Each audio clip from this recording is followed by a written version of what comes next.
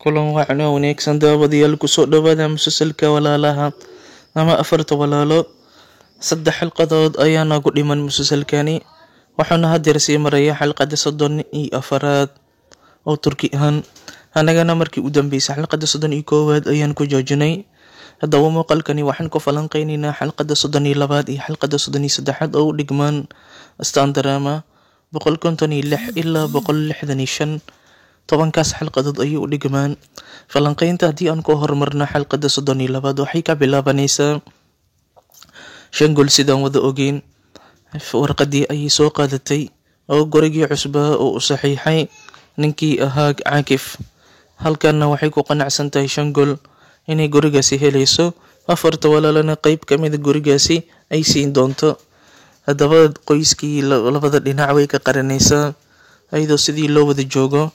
Shangul waxay isku dayaysaa markaa inay la kulmanto ninkii dhismaha iyo waxyaabaha qaabilsanaa si markaasi arrinkan u weydiiso.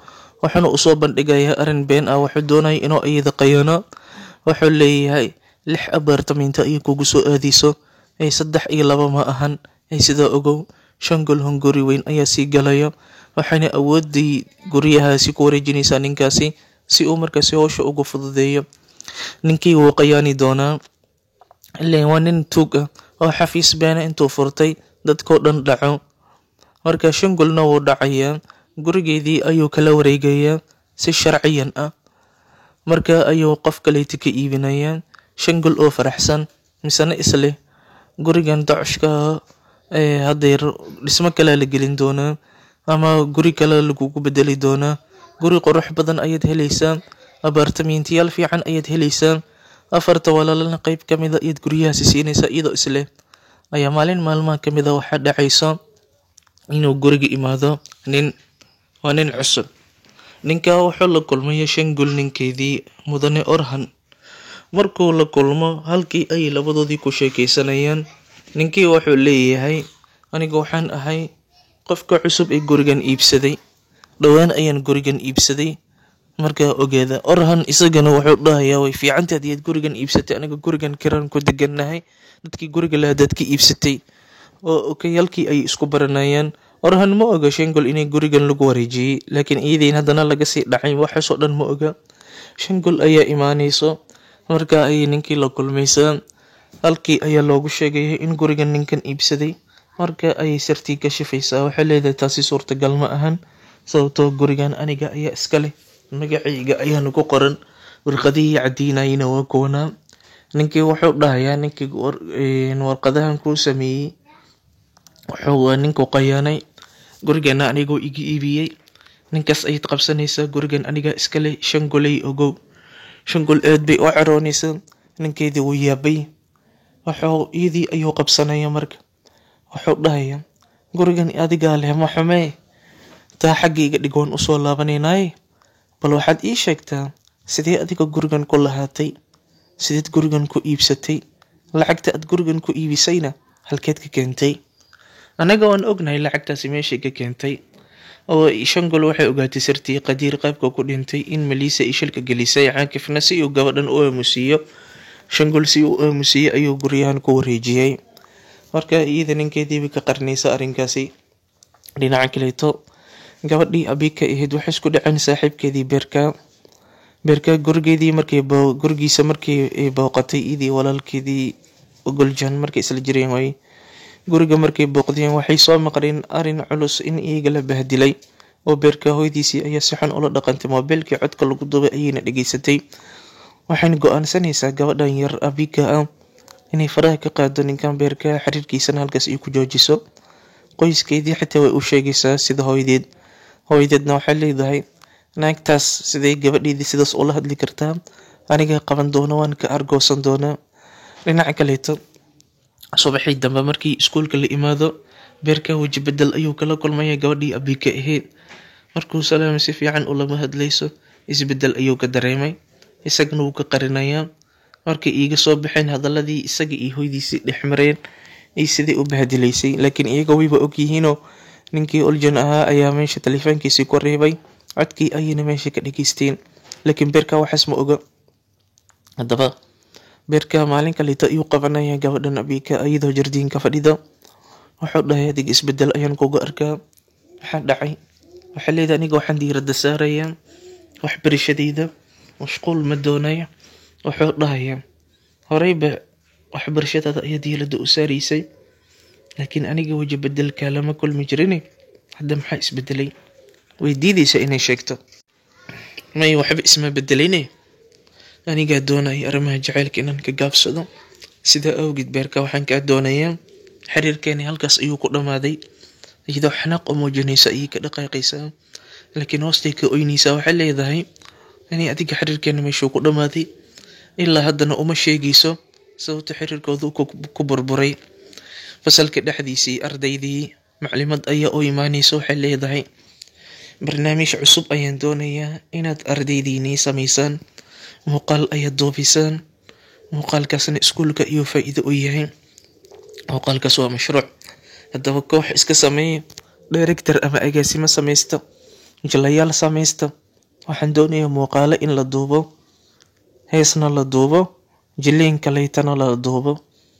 4 lamaana loo baahan yahay jilayaal kaleeta. Iska soo dhex saara. Qofka wax duubayo waa inuu yahay mid xirfad ku leh. Kan agaasimaya oo muuqaalada dadka u kala shisheegay isagana iska doorta. Oljan Durba wuxuu dooranayay directornimadii ama agaasinimadii. Isaga wuxuu jecliyay inuu director noqday. Wuxuu leeyahay aniga agaasimaya hawshani. Wuxuu atooray tirishada u dooranayaa Cumar iyo waliba gabadhii ahayd Sushi, oo iyada labadoodii muddooyinkan dambe way isku korayeen. Waxaadna moodaa Cumar iyo Sushi inuu jacayl ka dhex dhashtay, laakiin jacaylkooda waxaa caqabad ku noqonayo ninka Ken lagu magacaabo, kaasoo laba sabab Sushi u daba taagan. Mar isaga doonaya, marna sirtii inay ka shafto ayuu ka hortagaya. Labadaas arrin ayuu gabadhan u daba taagan yahay. Dhinaca kaleeta kii beerka ah isaga waxba kuma soo adeegsan kan. Waxaa loo dhiibayaa duubista inuu kamarada qabto. Abiga iyada waxba ma qabanayso, meesha iska joogto. Sidoo kale Duruq iyo Aasiya waxaa loo xil saarayaa inay hees wacan duubaan. Heestaasoo waliba dadka qancin doonta. Oljanna waa markaasi directorkii meesha. Beerka marba isku dhacayaan ninkii tolka ahaa. Abigana waxay canaanaysaa beerka, waayo beerka wuxuu ka maseeray mar ay abiga la qoslayso tolka. Isaga wuxuu jecel yahay gabadhii Jamiile ahayd, laakiin Cumar iyo Aasiya arrinkaas way kasoo horjeedaan. Gadaal baan ka sharaxi doonaa. Haddaba markay intaas dhacdo, muuqaalkii waa la duubaya, laakiinse gabadhan ayaa waxay ku siganaysaa inay sirtii ka shifto. Sushi way markii horta muuqaalka la duubo oo si wacan loo duubo ayaa muuqaalkii la tijaabinaya, bal in si qurux badan loo duubay iyo in kaleeto. Muuqaalkii markii lagu guuleystay ayaa ciyaar dhaxayso, dhala ayaa la wareejinaya. dhaladaas qofkii ku eedo ayaa su'aal culus la weydiinaya. Sushi ayaa su'aal Cumar uu weydiinaya. Markaasay waxay isku dayaysaa inay sheegto shilkii dhacay, inay markaasi qadiir ee shil uu galay. iyadoo sheeg rabtana waxaa ka hortagaya ninkii ahaa Ken. Intuu alaab jabiyay ayay gabadhii gudaha galay, soo ka daba galay. Wuxuu leeyahay miyaad waalatay? Masirtaad sheegaysaa. Waxay leedahay maxaan sameeyaa? Cumar indhiisa noo fiirinay, runta ma qarin kari. Wuu u digaya. Wuxuu leeyahay isdaji, wuu dejinaya. Kadibna waxaa uu Ken arkayaa gabadhii xariirka ahayd oo gurigii Sushi alaab ka xadayso. Jijin dahab ah ayay xadaysaa. jijintaas markay xaddi kadibna way iibinaysaa. Lacagtii ayay iskuulka isaga bixinaysaa. Imtixaankii ayay soo dhow. haddii lacagtii shubi weysana iskuulka waa laga ciiranaya. iyadana waxay doonaysaa inay iskuulka sii dhigato. sidaas ayay arrinkaasi u samaysay. lacagna ma haysato. haddaba iyadoo sheekada sidaas tahay ayaa ninkan Ken uu fikiraya. Aabiis buu la tashanaya. wuxuu dhahay abow qorshe cusub ayaan hayaa oon ku kalgeyn karo Cumar iyo waliba Sushi, maadaama gabadha Sushi ah ay ku sigatay inay maanta sirta sheegto. ninkana wiilkiisa wuu canaananaya. wuxuu dhahay adiga haddii aad wiilkayga tahay, wado walba aad martid waad joojin doontaa in markaasi ay gabadhan Sushi ah sirta Cumar u sheegto. gabadhan xakamay. wuxuu dhahayaa Ken lacag baan kaa rabaa. lacag ayuu soo qaadanaya. jijintii laga xaday Sushi mid u eg ayuu soo iibinaya. isla dukaankii ay kasoo gaday maalin buu maqlayay iyadoo sidaas dhahayso. dukaankii markuu kasoo iibiyana jijintii nooceedii weeyey. wuxuu dhex gelinayaa buuggii Cumar, laakiin nasiib xumo kaameradii uu hayay ayaa duubayso markii uu buugga dhex gelinayay jijinta. Markay sidaas dhacday kadib gabadhan soo sheegay jijinteedii way weynaysaa, ilaan jijinteedii waxay qaadatay xariga u iibsatay. Ken markaa hawshii ayuu u fududeynaya, wuxuu doonayay inuu isku diro labadoodii. Sushi waxay arkaysaa buuggii Cumar ayay ku dhex arkaysaa jijintii, waxayna u malaynaysaa inuu Cumar xaday. Cumar naftirkiisa uu yaabaya. Sushi way caroonaysaa. Intaa kadibna waxaa kasoo dabagalaya Oljan oo dhahaya miyaad u malaysaa Cumar inuu arrinkan sameeyey? Cumar waa taqaanaa, falkaas miyaad ka suurtowdo? Kaamiradan ii hay, muuqaaladii aan duubayna sii tijaabi, waan kuu soo noqonayaa suuligan aadaya ayuu dhahaya. Markaasay kaameradii daawanaysaa, waxayba arkaysaaba muuqaalkii kaamirada duubtay markii Ken uu jijinta gelinayay buugga dhexdiisa. Sidaasay ku fahmaysaa qorshaan inuu Ken ka dambeeyey. Ken bay u tagaysaa, waxaa leedahay maxaa kugu kalifay? Marka hore wuu inkaraya, laakiin marka dambe wuxuu dhahayaa waxaan u sameeyey waxaan oo dhan wax kaleeta ma ahan, waxaan rabay inaan adigii Cumar idinkala fogeeyo, waayo Cumar ka fogow waa diiday. Haddii aad Cumar mar walba ka dhawaatid, sirta inaad u sheegtid ayaan halis ku jirnaan, marka inaad sirta sheegtid ayaan diidanaan. Sidaasaan falkan ugu dhaqaaqay. Waxay leedahay haddiiba aad sidaas samaysay, anigana waxaan wacad ku marayaa isla hadeer inaan sirta sheego, oo weliba Cumar aan hadeer u sheego. Cumaroo meesha taaganay la hadlaysa, waxay leedahay Cumarow marka ugu horeysa iga raali noqo, jijinta adi ma xadin, dembi aadan lahayn ayaan dusha kaa saaray. Ken ayaa jijinta xaday, buugga ayuuna dhexgeliyey. Marka taasi arrinka muhiimsan ayaan doonayay inaan kuu sheego. Arrinkaasna wuxuu yahay iyadoo dhehayso ayay xalqadaasi ku dhammaanaysaa. Xalqadii xigtaan isla meeshay ka bilaabanaysaa. Ninkii Ken ahaa gabadhii Sushi intaysan hadlin ayuu gacantiis ka jaraya, mindi meesha taala ayuu dhiig isaga keenaya. Sidii ayaa Ken isbitaalkii lagu geynaya. Markaasay isagii Cumar meesha ku sheekaysanayaan. Ken Cumar wuu raali garanaya, wuxuu leeyahay waxaan oo dhan maseeraan u sameeyey. Gabadha Sushi anigaa jecel, waan isjecelnahay, lamaanaa lahay, lamaana isjecel baa nahay. Marka waxaan oo dhan waxay u sameynaysaa iyada isku dhacnay inay igama siisiiso oo aniga aan maseero ay adiga kuula saaxiibta maalmahani ay kaaga soo dhawaanaysaa, wax kaleeta ma jiraan. Markana waxaa gacantiisa ga jarta markii la dhaana wuxuu dhahayaa waxaan gacantiisa ga jaray adigay ku dhihi rabtay waan ku jeclahay oo been ah si aniga igama siirsiiso. Sidaas ayaan ka hortagayay, anigana waan maseeray. Haddaba Cumar wuxuu dhahayaa adiga waad waalan tahay. Ninkii kaleeta ahaa yarkii kaleeta Duruq ahaa ay Ken la dhashteen, isagana wuxuu dhahay waad waalatay, ileen waa walaalkiis uu ka naxay, isbitaal degdeg u geeyey. Duruq wuu yaabaya, laakiin wax badan Duruq ka qarsoon. Duruq sidoo kaleeta Aasiya xiriirkoodii wuu soo ceshtay sidaan wada ognahay. Wax badan ayuu Aasiya caawinaya. Sida meel ay Aasiya ka shaqaynaysa ayaa jirto, guri nadaafada. Gurigii ayuu kaga daba tagaya, nadaafadii iyo hawshii ayuu la qabanaya. Ayagoo dadkii guriga leh xitaa uu ka togto arrinkaasi ka dalbanaya, waana loo ogolaanaya. Dhinaca kaleeto gurigii markii la imaado, Caakif wuxuu arkaya Ken oo gacantii ka dhaawacan, wuu weydiinaya. Markaas Ken wuxuu dhahayaa qorshay ayaan ku guulaystay, sidaasana waxaa gacantiisa ga jaray. Wuxuu dhahayaa hadiiba aad sidaas samaysay, howl wacan ayaad qabatay, xariga hooyadid way soo noqotay, shirkad ayay shaqo ka raadsatay, interviewgii laga qaaday way ku guuldareysatay, laakiin taleefankeedii ayaa meesha kaga soo dhacay. Taleefankii ayaa waxaa soo qaadaya ninkii shirkadda lahaa. Ninkaasoo taxanaha dhowaan soo galay, waa nin cusub, waana beerka aabihiisii, kaasoo doonaya inuu xaaskiisii furo. Beerka hooyadiisii way murugaysantay, arrinka furiinka ma doonayso. Shangul oo doonaysa inay beerka hooyadiis ka arsato maadaama gabadheedii ay bahdishay ayay wada kulmayaan. Markay kulmaanna Shangul hantiile iska dhigaysaa iideen. Marka halkii ay ku kulmayaan isku baranayaan, durba Marwa Ilaaya waa beerka hooyadiisii way farda bixaysaa. Sirteedii iyo dhibkeedii ayay u sheeganaysaa Shangul oo u malaynaysay naag hantiile inay tahay. Waxay leedahay murugtaas ay haysata saaxiibay, ani adin hadeer lay saaxiib noqonay, marka ninkayga ifur raba arrinkaas jirto anigana ma ogoli. Shangul way dhiirigelinaysaa, waxay leedahay naag adag iska dhig, maxay tahay jaljilaacan, hadduu ku furanin miyaad weysay, waad qurux badan tahay, waana yar tahay, waad gabar da'yar baa tahay, isdajiya ayaa la dhahaya.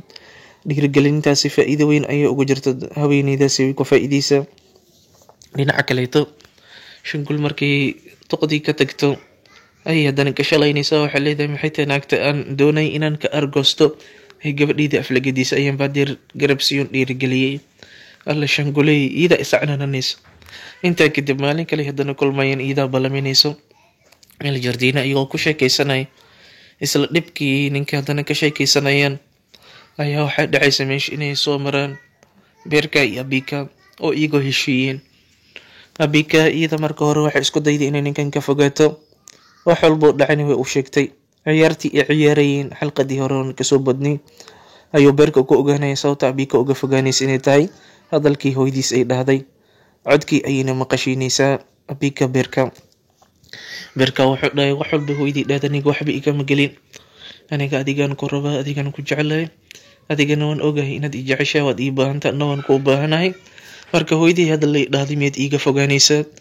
waxay leedahay hadeer go-aan ma gaari kari waqti ayaan u baahanahay siduu maalin walba ugu noqonayo misena u masalaxeynaya u dejinaya markii dambe way ogolaanaysaa sidii ay labadoodii ku heshiiyeen iyagoo gacmahaas aasteen oo jardiinkii usoo socdaan ayay labadoodii hooyi kala arkayaan oo isla fadhiyaan markaasay shangul waxay leedahay tani waa gabadheyda waana gabadhii aad aflagadiisay halkaasay shangul iyo duqdii kale isku dagaalayaan midna wiilkeedii kaxaysan midna gabadheedii ay soo kaxaysan sidii ay ku kala tageen dhinaca kaleeto cumar wuxuu ka fogaanayaa suushi waxay ogaanaysaa kaan wax walba uu sameeyey inuu dhahay aniga iyo suushi lamaana ayaan nahay way qabsanaysaa maxaad sidaas u samaysay leedahay wuxuu dhahay waddo kale iima banaaneen inaan sidaas sameeyo ku qasbanaan waxaan doonaya adigii cumar inaan idin kala fogeeyo cumarna hadeer uu kaa fogeeda bas waaye aniga waxaan u sameeyey maliisi inaan badbaadiyo mida kaleetana aabeeyey intaanu sana way inkiray maanta way ogolaaday inaan markaasi oo wiilkiisa iga dhigto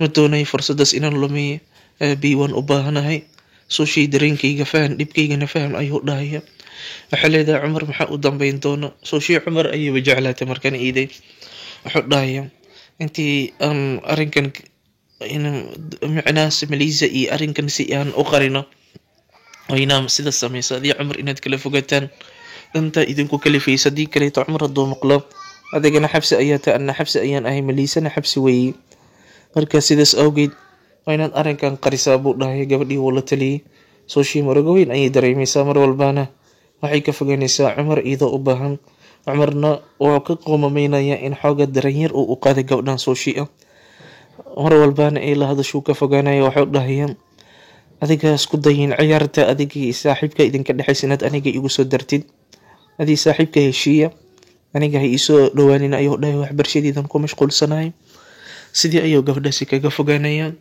waxaa dhacayso aasi gabar ka masiirsiinayso oo iskuulka dhigata taasoo doorqa ka dalbanayso inuu kasoo qayb galo xafladda hooydeed halkaasna uu ka hayso isagana asiyuu soo kaxaysanaya halkii ayay ka wada haysayaan aasi way dareemaysaa gabadhan inay usoo dhawaanayso duruq iyadana masiir bay muujinaysaa duruqna arrinkaas uu ku farxaya uu ku qoslaya halkii ayay ku wada haysayaan gabadhii naftirkeeda waa laga caraysinaya sababtoo heestii ee dalbatay aasi way diidaysaa heestaas ma la qaadayo leedahay maba garanayno hees kaleeto oo iyada lagu jabinayo lagu xumaynayo ayay meesha ka qaadayaan oo ku looqeynayaan arrimahaasoo dhan ayaa xalqadani dhacaya xalqadani waxaa dhexayso in markaasi xarigka hooydeed shaqo ay hesho ninkii ayay isbaranayaan waa beerka aabiis kaasoo isaga taxliil badan ku sameeya caakif wuxuuna ogaaday in maroom Susaana iyo caakif uu xiriirka dhexan jiray shaqo wadaagna ay ahaayeen laakiin caakif uu gabadhani hantideedii dhan kala wareegay waxaasoo dhan ayuu ogaaday maroom Susaan wuu soo dhaweynaya wuxuu dhahayaa aniga ayaad secretary ii noqonaysaa ama gacan yaray ama xog hayeygan kaa dhiganaya anigaad ila shaqaynaysaa sidaas ogow caakif oo ninkani sasabanayay ilaa caakif wuxuu doonaya ninkan inuu shuraka badan la noqdo inkastoo dar shuraka ay yihiin haddana ganacsigooda inuu iyo saaxiibtinimada inay sii ballaarata ayuu doonayay caaqifka qofku dan kaley ayuu daba socday wuxuu ogaanayaa marow Susaan inay soo noqotay ninkana markaas uu shaqaysayay waliba xog haye uu ka dhigay arrinkaas uu ka ciroonayo wuxuuna leeyahay sidee macquul ku tahay naagtan inay shaqadan weyn iyo booskan weyn ay hesho haddaba marow Susaan sidii ay shaqo ku heshay laakiin marow Susaan waxay ogaanaysaa gabadheedii falka ay samaysay oo ah inay jajan soo xaday arrinkii ayay xalinaysaa waxay aadaysaa iskuulkii lacagtii ay gabadhii bixisay soo celinaysaa lacagtii ayay ku wareejinaysaa gabadhii sushi ahayd. waxay leedahay sushi gabadhiida qaladkaas gashay ka raali noqo. qaladkaasna waxay u sameysay inay waxbarashadeedii badbaadsato. imtixaankii ayay soo dhowaa, iskuulkii lacagay isaga bixisay weysay, sidaasay markaas lacagtii ku bixisay oo jijintaadii kusoo xaday. gabadheeda ka raali noqo, waxay sameysay leedahay adi iyada saaxiibatiin, adi iyada waa idinka dhexbaxaya. xariika inkastoo ay raali ka ahayn waxa hooyadeed ay ka shaftay sirtan, haddana way raali garaynaysaa gabadhii sushi ahayd. markay raali garaysa kadibna sushi waxay leedahay saaxiibteydii ayaa tahay adiga, arrinkana ani adiga mooye cid kaleta ma ogaanayso, waa ballan ardayda ma ogaanayaan. laakiin hal codsi ayaan wataa, mar dambe xatoo yaa sameyn falkan oo kaleetana ku kicin, aniga ama qof kaleeta cidnaha ku sameyn bay dhehaysaa. xariikana ballan ayay ka qaadaysaa. waxaad moodaa xariika inay qof wanaagsan noqon doonto. xariika mar baa jirta hooyadeed ay kasoo ciroonayso, misena ay gurigii soo saaxanayso ninkii oljana oo soo kaxaynaya. abika qolkeediina habeenka saaxanaysa, subaxdii duqda markay ogaato furkay tuuraysaa. dhinaca kaleeto waxaa jirto ninkan lagu magacaabo taliya saaxiibkeedii muslim. taliya way bixisa taxna way ka bixisa, muslimna isagana inuu ka baxay taxna ayay u badan tahay. taliya safar ayay aadaysaa sida ay sheegtay. sidoo kaleeto kan isagana wuxuu isku dayayaa mar walba gabadhan sushi inuu ka agdhawaado, mar walba isku dayda inay cumar ka agdhawaato, isagaa soo dhexgalayo. wuxuu leeyahay kafee aan soo wada cabno, mar walba sidaas ayuu ku kala fogeynayaa. duruq ay aasayna xiriirkoodii wuu sii weynaanayaa. sidoo kaleetana beerka iyo abika iyagana way isfahmeen, inkastoo labada hooyo ee colaad ka dhexayso. waxayna la yaabeen sida labada hooyo ay ku kulmi jireen, siday ku saaxiibeen, waxyaabaas ayay mar la yaabeen. sidoo kaleetana abika aabaheedii waa shankulinkeedii ayaa la hadlay baadiyihii gurigii beerta ku yeelay inuu beeciyo ayuu damcayaa. xaaskiisii waxay u sheegtay dhulkii ay lahayd oo baadiyaha ku yeelay inay soo iibisay, lacagtaasna ay gurigan ku iibsaday. beentaasay ka dhadhacsiisay. markuu weydiiyey intaad ka keentay lacagta gurigan aad ku iibisay, markuu dhaayo wey. arrinkii wuxuu ogaanayaa in dhulkaasi aan la iibinin, shankul dhulkeedina sidii uu u yeelo. arrinkii markuu ogaado wuu yaabaya, laakiin waa goormay markuu ogaanayo oo mar xaflad lasoogu wada imaaday. inta xafladaas horta la gaarin, tolka iyo jamiila xiriirkoodii wuu wanaagsanaaday. cumar iyo aasiya waxay la hadlayeen jamiila, waxay dhahay ninkan aad xiriir la samaysay waa nin xun, waxyaabaha uu sameeyay o dhanna waad ogtahay. jamiila waxay dhahaysaa qof walba xun fursad in la siiyo uu qalmaa, qofkii shalay xumaana maanta uu wanaagsanaan karaa. jamiila markay sidaas dhahdo, cumar iyo aasiya waxay dhahayaan kolay adiga waxaad go-aansata anaga kaama celin karni, taxadarka badiya ayaa la dhahayaa. tolka isaga nin wanaagsan ayuu noqonayaa markani, inkastoo weli foodadii iyo dhibkii uu ku wado dadkan kaleeto. waxaa dhacaysa xaflad in lasugu wada imaado guriga cankif. waa xaflad ay ka dhacaysa, xaflad ayuu qabanayaa saaxiibkiisii ganacsi wadaagay ahaayeen beerka aabihiisii, ayna xafladaasi ku casuumay, kaasoo isagana soo kaxaysanaya xoghayihiisii marow susaan. sidoo kale xafladii waa lasugu wada imaanaya dadkii oo dhan. markay meesha wada imaadaan kadib ayuu ninkii orhan ahaa ogaanayaa in markaasi xaaskiisii shangul ee been u sheegtay. shangul ayuu qabsanaya, wuxuu dhahay maxaad beentii igu sheegtay? waxay leedahay been aan kuu sheegay ma lahani, ninka baadiyaha kaasoo wacay been buu kuu sheegay, aniga dhulkaasaan iibiyey, dhulkaas ayaana ku iibiyey gurigan. sidaas ogow, indhay u shadanaysaa. haddana isla markiiba meesha guriga dhexdiisa waxay kula kulmaysaa cankif. ninkeediina wuu dhegeysanaya, waxay leedahay cankifow ninkayga dabagal ayuu iga wadaa, arrinkiina ogaan rabaa, waan naxsanahay. adiga lacagtii aad isiisay hadduu ogaado waa bes. markaas waa orahan qabsanaya xaaskiisii iyo cankif. wuxuu dhahay maxay tahay lacagtaad sheegaysaan, xataa halii sheega runta. markaas runta loo sheegaya in maliisa ay gelisay shilkii qadiirna sidaas ku dhintay. labadoodii buu canaananayaa, xaaskiisana wuxuu leeyahy naag xun baa tahay, ma lacagtaas xaaraanta ayaad qaadanaysay wiilkayga qadiir. cankif wuu murmaya, wuxuu leeyahy gabadheyda inaan badbaadsado darteed wax walbaan u samayn karaa. haddaba orhan wuxuu cod ku marayaa inuu saldhigga booliiska tagayo, sirtoo dhan ka shifayo, iyagana uu dacweynayo. cankif xaaskiisii marwanabaad ayaa meesha imaanaysa oo isku dayaysa inay orhan celiso, laakiin wuu kala tuuraya. dabaqii ayayna kasoo dhexaysaa, dhulkay ku dhexaysaa, iyadoo u muuqata inay dhimatay, inay badbaadi doonto inay u badan tahay. haddaba hal xalqadood ayaa dhiman, isla beri ama isla maanta oo soo falanqeynayna xalqada dhiman oo dhanka anaga nagu dhiman. Dhanka Turkigana xalqadii xigta isbuuc dhan baa lasoo gudbinaya. Wabillahi tawfiiq. Asalaamu calaykum waraxmatullahi wabarakaatu.